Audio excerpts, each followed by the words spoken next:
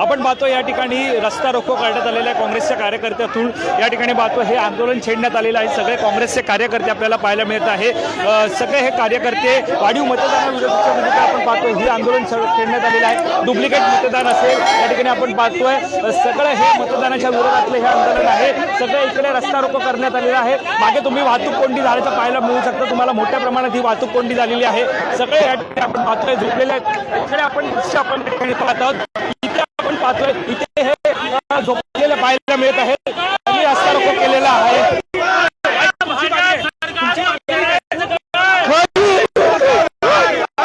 आपण पाहतोय त्यांनी झोपून आंदोलन या ठिकाणी करत आहे। हा सगळा परिसर वाहतूक कोंडीचा अडवलेला आहे। कोणतेही पोलीस यंत्रणा सध्या या ठिकाणी नाही। सगळं पाहायला गेलं तर या ठिकाणी आंदोलन या ठिकाणी झालेलं आहे।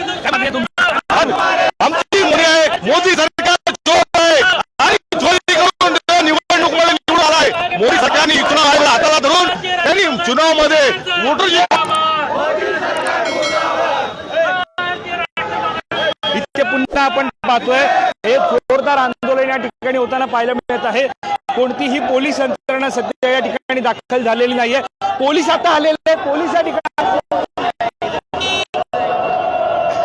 इथे आपण पाहतो पोलीस आता दाखल झालेले आहेत आणि ते सगळं परिस्थितीवरती नियंत्रण मिळवण्याचा प्रयत्न करत आहेत।